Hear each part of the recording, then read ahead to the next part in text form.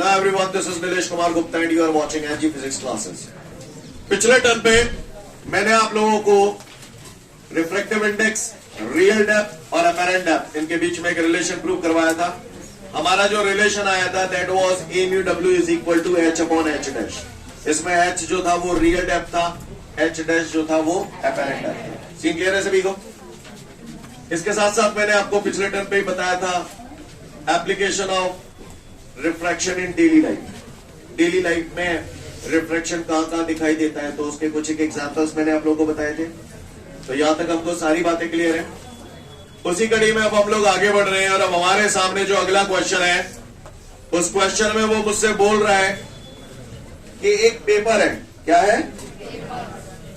एक पेपर है. ये एक पेपर है, दिखाई दे रहा है सभी को. और वो कह रहा है इस पेपर पे एक स्पॉट बना हुआ है, एक धब्बा बना हुआ है. क्या बना हुआ है? धब्बा. मैं इस पे धब्बा बना रहा हूं. ये पेपर है और यहाँ पर एक स्पॉट बना हुआ है. आप लोग देख पा रहे हैं इस स्पॉट को? सभी लोग देख पा रहे हैं? अब वो कह रहा है कि पेपर पे ये जो धब्बा बना हुआ है ना, ये पेपर ऐसे रखा हुआ है. समझ गए कहानी? ये पेपर ऐसे रखा हुआ है और इस धब्बे को देखा जा रहा है.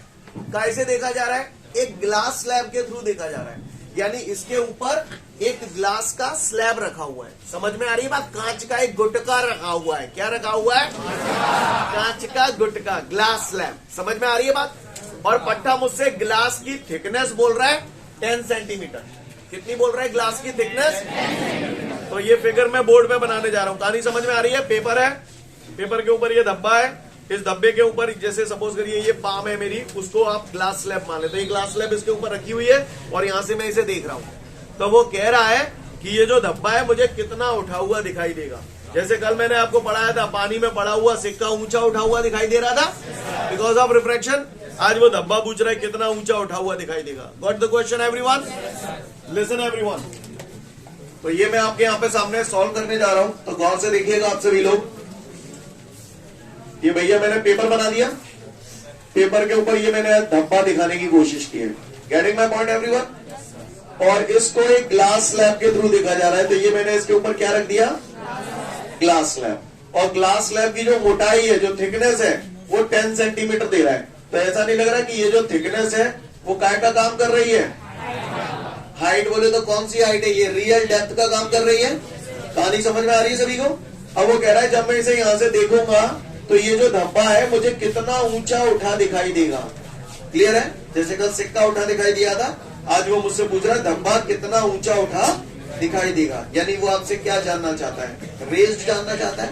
कितना राइज हो गया धब्बा. राइज बोल दो चाहे रेज्ड बोल दो, बात एक ही है. और रेज के लिए कल मैंने आप लोगों को फॉर्मूला लिखाया था.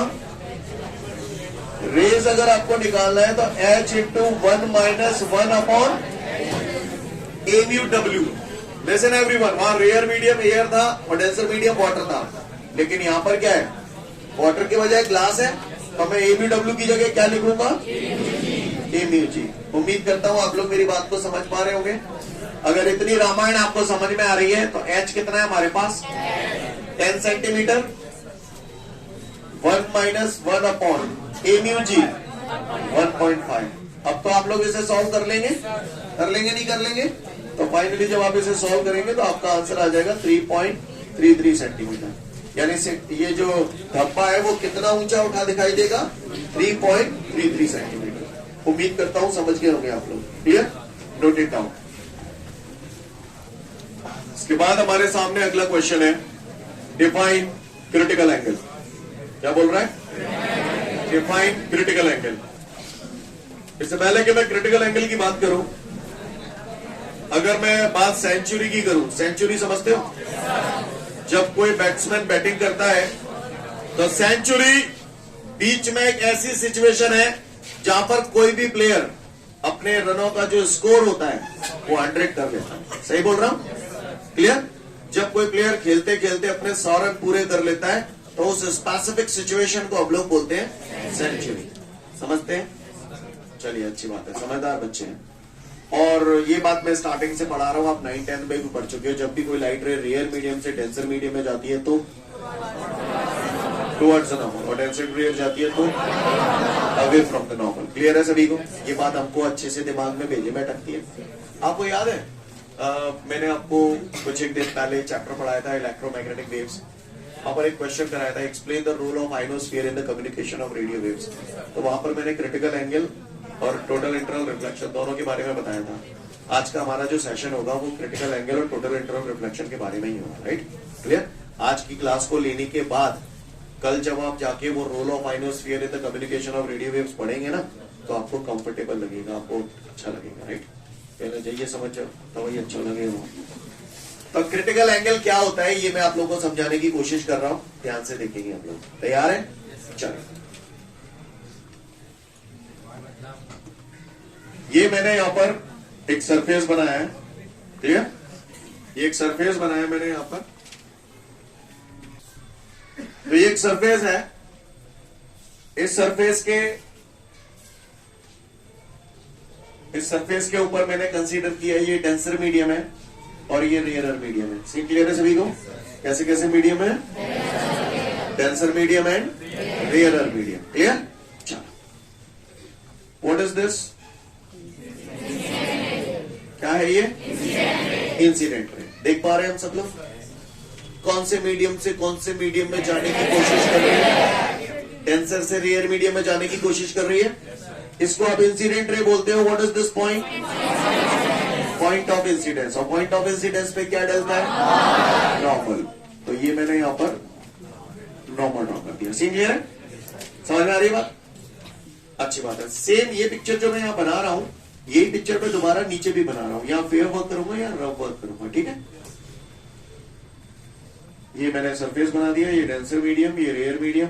What is this? Incident ray. What is this? Incident point and this is the normal at the point of incidence. Got it everyone? Okay, incident ray normal के साथ जो एंगल बनाती है उसे क्या बोलते हैं? Incidence angle. ये बात 9th 10th से जानते हैं हम लोग, है ना? तो this is the incidence angle, right? अच्छा, डेंसर से रेयर जा रही है अवे फ्रॉम द नॉर्मल। ये जो रे ऐसे आ रही है, कायदे से इसे ऐसे जाना चाहिए ना? तो अवे फ्रॉम द नॉर्मल कैसे होगी? ऐसे या ऐसे? है? सही बोल रहा हूं ना? तो यू मीन टू से ऐसे। ओके, क्लियर है? ये कौन सा एंगल है? और ये रिफ्रैक्शन है, जानते हैं? क्लियर है? समझ में आ रही है बात? आगे बढ़ता हूं। अगर मान के चलिए इंसिडेंट रे ऐसे जाने की बजाय ऐसे जाए, तो अब इंसिडेंस एंगल की वैल्यू पहले से और ज्यादा हो गई या कम हो गई? ज्यादा हो गई। अच्छा, अब आप बताओ रिफ्रैक्टेड रे कैसे जाएगी? और ऊपर होगी या नीचे होगी? ऊपर होगी। ये गई नहीं है मेरी बात समझ। अब ये रिफ्रैक्टेड रे ऐसे जा रही है, तो यहां पर अब रिफ्रैक्शन एंगल कितना हो गया? 90 डिग्री हो गया। बोलो भैया, ऐसा इंसिडेंस एंगल जिस पे, अच्छा ये इंसिडेंस एंगल कौन से मीडियम में बन रहा है? डेंसर मीडियम में बन रहा है। तो डेंसर मीडियम में एक ऐसा इंसिडेंस एंगल जिस पर रेयरर मीडियम में रिफ्रैक्शन एंगल 90 डिग्री हो जाता है, that incidence angle is called critical angle. Getting my point? किसी पट्टे ने अगर मुझसे पूछ लिया कि व्हाट इज क्रिटिकल एंगल, तो हम उसे बोलेंगे critical angle is that incidence angle in the denser medium. Got it? Critical angle is that incidence angle in the denser medium at which the refraction angle becomes 90 degree in the rarer medium. Clear? Critical angle denser medium में वो incidence angle होता है जिस पर rare medium में refraction angle 90 degree होता है। बात से समझ में? फिर से बोल रहा हूं, critical angle is that incidence angle in the denser medium at which the refraction angle becomes 90 degree in the rarer medium. Clear है? शांत मन से क्रिटिकल एंगल का डेफिनेशन पढ़ लो। 1 से 2 मिनट का समय दिया, उसके बाद पूछूंगा। आगे बढ़ते हैं। तो मैंने यहां पर देखा कि इंसिडेंट रे को जब मैं ऐसे ला रहा था, तो रिफ्रैक्टेड रे ऐसे जा रही है ना? ओके, अब और आगे देखिए, अगर मैं इंसिडेंट रे ऐसे कर दूं, रुको रुको रुको, यहां पर जो इंसिडेंस एंगल था इस इंसिडेंस एंगल को आप क्या बोलते थे? Critical angle. Critical angle incidence angle ही तो होता है। तो क्रिटिकल एंगल को हम एक स्पेसिफिक लेटर से डिनोट करते हैं, दैट इज आईसी। आई बोले तो क्रिटिकल एंगल है तो इंसिडेंस एंगल, इसलिए आई से डिनोट करते हैं। और क्योंकि क्रिटिकल है इसलिए सफिक्स में सी लगा दिया। कहानी समझ में आ रही है? Critical angle is denoted by the letter IC. Scene clear है जी? बढ़ जाऊं जी? चलो, अब मैंने इंसिडेंट रे ऐसे डाली है तो आप मुझे बता सकते हो इंसिडेंस एंगल की वैल्यू क्रिटिकल एंगल से ज्यादा है या कम है? ज्यादा है। कौन से मीडियम में बात कर रहा हूं? यानी यहां पर आपको जो दिखाई दे रहा है वो डेंसर मीडियम में इंसिडेंस एंगल की वैल्यू क्रिटिकल एंगल से ज्यादा है। यस और नो? यहां पर डेंसर मीडियम में इंसिडेंस एंगल की वैल्यू ज्यादा है। ये जो लाइट रे गिर रही है, काय पे गिर रही है? सरफेस। काय पे? काय पे? सरफेस पे। ये सरफेस एक बाउंड्री सरफेस है। किस किस का?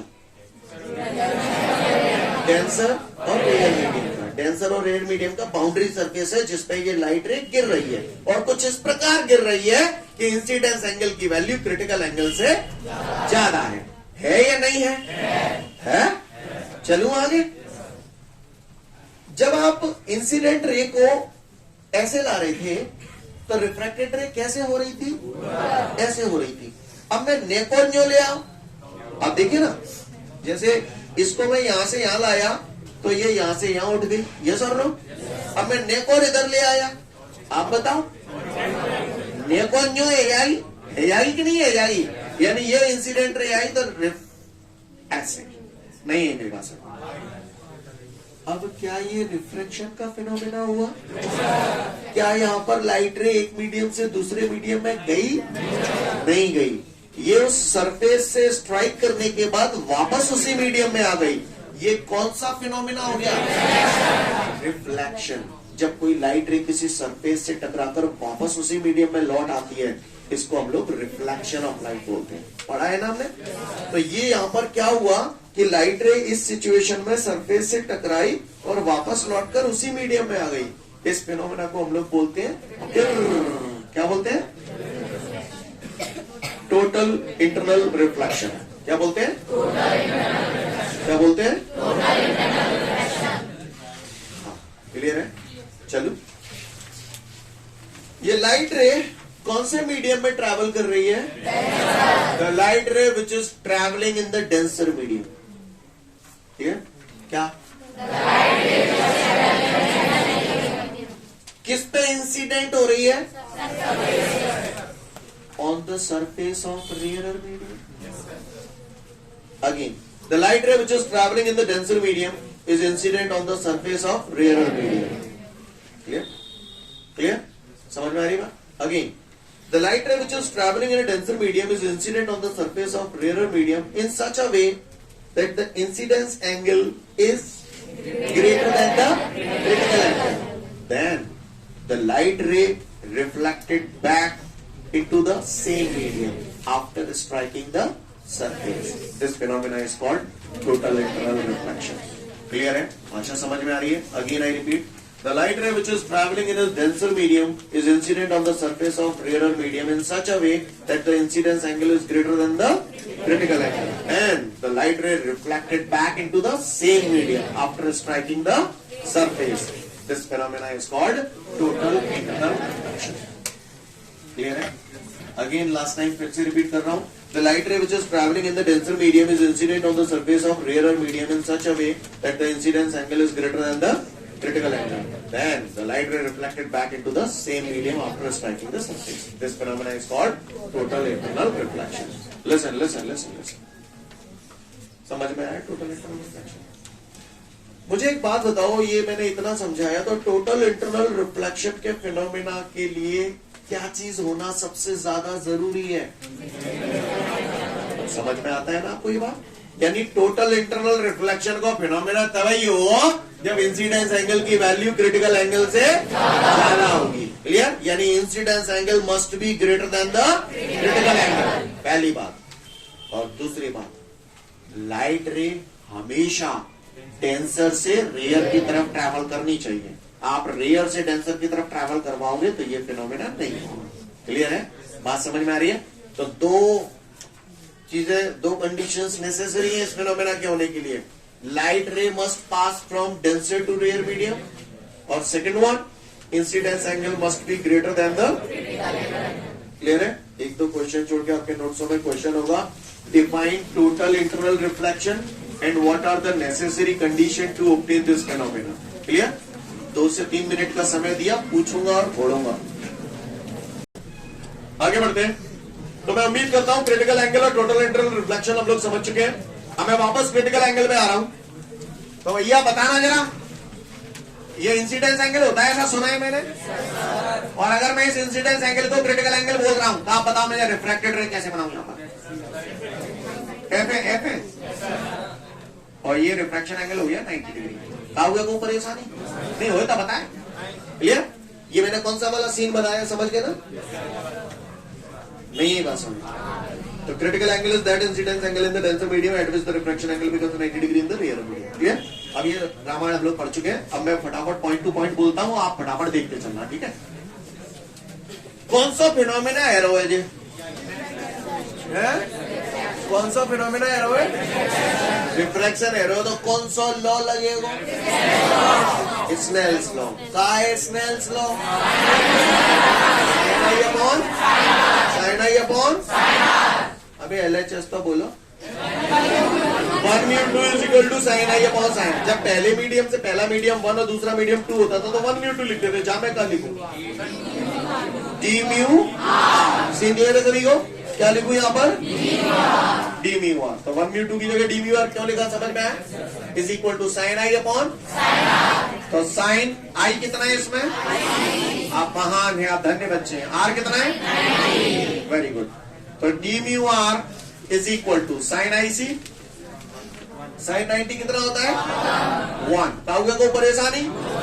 मुझे एक बात बताओ, ये जो मैंने यहाँ रिफ्रैक्टिव इंडेक्स लिखा हुआ है, ये ट्रेंड के अनुकूल लिखा हुआ है?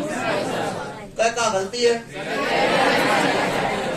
टेंशन ज्यादा होना चाहिए ट्रेंड में. थे वैसे तो ये खत्म हो गया, हो गई कहानी खत्म. क्लियर? बाकी ट्रेंड में अगर हम लिखेंगे तो इसे क्या लिखेंगे? जब जाए आरबीटी लिखेंगे तो जागा का खाता हूं 1/sin. कहानी समझ में आ रही है सभी को? और अगर आप आगे, वैसे तो यहाँ खत्म हो गया ये, और आप लोगों से रिक्वेस्ट है कि यही फॉर्मूला आप लोग लर्न करेंगे. क्लियर? और आगे देखिए, R mu D is equal to 1/sin theta. क्या होता है? Cosec theta. तो मैं इसे कोसेक आईसी भी लिख सकता हूँ. Getting my point everyone? Scene clear है? मैं फिर से बोल रहा हूँ, फॉर्मूला ये वाला याद रखना है. क्लियर? यहाँ तक किसी को कोई दिक्कत? अभी सुनते जाए, खत्म नहीं हुआ. कहानी क्लियर है? तो क्रिटिकल एंगल के लिए हम लोगों ने डेरिवेशन प्रूव कर दिया. आगे बढ़ते हैं. आपको याद है, आज से कुछ दिनों पहले मैंने एक बहुत बड़ा सा नोट पढ़ाया था आपको, और मैंने बोला था इस नोट से आपकी आधी से ज्यादा थ्योरी क्लियर होगी और होगी. ठीक है? आओ उस नोट पे आते हैं. वहां पर मैंने आपको बताया था रिफ्रैक्टिव इंडेक्स. अब आप बताना डायरेक्टली है या इनवर्सली है? Density, speed, wavelength, temperature. मैं जो भी बोलूंगा तुम सब इनवर्सली बोलोगे. क्रिटिकल एंगल मैंने कुछ पॉइंट उस टाइम बोला था ना, जैसे जैसे आप आगे बढ़ोगे आपको समझ में आएंगे. आ गया समझ में? तो इनवर्सली समझ गए? पूछ रहा है बच्चा मुझसे, वो तो इंजॉय कह रहा है. अब तिवारी मालूम क्या कह रहा होते? मालूम क्या कह रहा होते? वो तो इंजॉय कह रहा है, what are the various factors which is affecting the critical angle. और जो भी करना है आप नहीं करना है, आप ही बताना मुझे. ठीक है? What are the various factors which is affecting the critical angle. Clear? तो सबसे पहला factor, come on tell me. Temperature किसका? अब जहां मैं काका दिख रहा खुद ही सोच रहे हो टेम्परेचर होगा. टेम्परेचर किसका होगा? मीडियम का. मीडियम में तो लाइट रे पास हो रही है, तो टेम्परेचर ऑफ द मीडियम. अब आप बताओ, temperature of the medium increases, critical angle decreases. ये हो गया ऐसे खाना. क्लियर? सीधा सीधा खा रहा हूँ. नहीं ये बात, कुछ लोग ऐसे खाते हैं. समझ रहे मेरी बात को? तो अगर आप लोग अलग अलग टेक्स्ट बुक पढ़ोगे तो उसमें ऐसे भी दिख सकता है, तो वो भी पता होना चाहिए आपको. लिसन, एक तो मैंने सीधा सीधा बोला टेम्परेचर बढ़ेगा, टेम्परेचर बढ़ेगा तो क्रिटिकल एंगल बढ़ेगा, घटेगा घटेगा. राइट? कुछ लोग ऐसे बोलते हैं, if the temperature of the medium increases, refractive index of the medium decreases, and when the refractive index of the medium decreases, ये घुमा के हो गया, नहीं है मेरी बात है। तो चार्ज है बोलो, क्लियर है। अब अंदर सीधा सीधा करेंगे, क्या बोलेंगे? If the temperature of the medium increases decreases, चलो आगे, चलो बोलो ये क्या है? वेवलेंथ किसकी होती है? सोचो इसके नाम, लाइट। तो wavelength of the light, right. सीधा सीधा काम क्या है? Wavelength of the light increases, wavelength of the light decreases, समझ गए? ओटी आ गया पेपर में, मैंने इतना पढ़ा के आपको छोड़ दिया, पेपर में ओटी आ गया, बोल ठीक है। जिसका आ जाए आंसर हाथ खड़ा कर देना, आंसर कोई बोलना मत। पूछ रहा है क्रिटिकल एंगल सबसे ज्यादा कौन से कलर का होता है? क्रिटिकल एंगल सबसे ज्यादा किसका होता है? क्यों? क्योंकि इसकी वेवलेंथ सबसे ज्यादा होती है, क्लियर? क्योंकि इसकी वेवलेंथ सबसे ज्यादा होती है, क्लियर? सबसे कम क्रिटिकल एंगल किसका होगा? समझ गए? ये सब आप पहले भी बता चुके हैं, याद है ना आपको? लिसन एवरीवन, कोई पूछे क्रिटिकल एंगल के फैक्टर कौन कौन से हैं, तो एक तो आपने बोला टेम्परेचर ऑफ द मीडियम, दूसरा आपने बोला वेवलेंथ ऑफ द लाइट। कुछ लोग इसे इनडायरेक्टली बोलते हैं कलर ऑफ लाइट, समझिए? इसको वो भी तो बोलते हैं colour of light. For red colour wavelength is high, so critical angle is high. For violet colour wavelength is less, critical angle is less. नहीं मेरी बात सही क्लियर है? कितने फैक्टर हो गए? कौन कौन से? Temperature of the medium, wavelength of the light या कलर ऑफ लाइट, क्लियर है? क्या और ज्यादा detail? Colour of incident light, कुछ भी बोल सकते हो, ठीक है? आगे बढ़ते हैं। तीसरा फैक्टर ये, पर ये डायरेक्टली ऐसे ना लिखते हुए कैसे लिखा? आप डिजाइन देखिए, आप यहां पर क्या लिखते हो? आप अलग अलग मीडियम लिखते हो। तो क्रिटिकल एंगल किस पे डिपेंड करता है? Nature of pair of medium. For the different pairs critical angle is different. नहीं है मेरी बात समझ? सीन क्लियर है? समझ में आ रही है बात? पढ़ जाऊं आगे? तो क्रिटिकल एंगल का डेरिवेशन आपको समझ में आया? साथ साथ मैंने ये भी क्वेश्चन आपको करा दिया, what are the various factors which is affecting the critical angle. Got it everyone? पढ़ लो, समझ जाओगे। आगे बढ़ते हैं। इसके बाद हम लोग, इसके बाद आपको एक नोट दिया गया है, और उस नोट में अलग अलग पेयर्स के लिए क्रिटिकल एंगल की वैल्यू कितनी होती है वो दिया गया है। वैसे तो दुनिया में बहुत सारे मीडियम है, अलग अलग पेयर्स के लिए क्रिटिकल एंगल की वैल्यू अलग अलग होगी। ये हमारे लिए याद कर पाना पॉसिबल नहीं है, हम लोग इस फॉर्मूले से निकाल सकते हैं वो वैल्यूज, राइट? क्लियर? लेकिन कुछ एक पेयर्स की यहाँ पर दी है जो इंपॉर्टेंट है, ओटी वगैरह में आ सकती है। मैं आपको बता दूं, आपके एग्जाम में जैसे 20 नंबर की ओटी आते हैं, तो 17-18 नंबर का ऐसे ओटी आते हैं जो ऑन एन एवरेज साल भर में जो बच्चा पढ़ रहा है, एवरेज मेहनत भी कर रहा है तो वो कर सकता है उसे। लेकिन 2 से 3 ओटी ऐसे आते हैं जिसे हर एक बच्चा नहीं कर सकता। इसे वही बच्चे कर सकते हैं जो अच्छे से मेहनत कर रहे हैं, क्लियर? वो जो इस टाइप की चीजों को याद कर रहे हैं जो मैं बता रहा हूँ, क्लियर? लिसन एवरीवन, भैया एयर और डायमंड का पेयर हो गया ये, क्लियर? एयर और ग्लास का पेयर हो गया ये, एयर और वाटर का पेयर हो गया ये, क्लियर? सॉरी मैंने न्यू गलत लगा दिया। एयर डायमंड का पेयर, एयर ग्लास का पेयर और एयर वाटर का पेयर। इन अलग अलग पेयर्स के लिए क्रिटिकल एंगल की वैल्यू अलग अलग होती है, ठीक है? आपको बता दूं, एयर और डायमंड के पेयर के लिए क्रिटिकल एंगल की वैल्यू जो होती है दैट इज 24 डिग्री। एयर और ग्लास के पेयर के लिए होती है 42 डिग्री, और एयर और वाटर के पेयर के लिए होती है 48 डिग्री 39। ये वैल्यूज याद रखनी होंगी आपको, याद रख सके तो रख ले, समझ गया ना? डायरेक्ट ओटी आता है इन पे बेस। लिसन एवरीवन, वैसे मैं एक जुगाड़ बता रहा हूं, शायद आपको काम करे तो, शायद, है ना? जुगाड़ पढ़े लिखे लोगों के लिए। आपको आज से 2-3 दिन पहले मैंने बताया था और मैंने स्ट्रिक्टली बोला था ये वैल्यूज आपको याद होनी चाहिए, आपको यूज में आएंगी। जिसमें से मैंने बोला था refractive index of water with respect to air, याद है आपको? कितना होता है? 4/3, सॉल्व करेंगे तो 1.33। फिर मैंने रिफ्रैक्टिव इंडेक्स ऑफ ग्लास कितना होता था? 3/2 या फिर 1.5, ठीक है? डायमंड का सबसे ज्यादा होता था, कितना होता था? 2.46, क्लियर?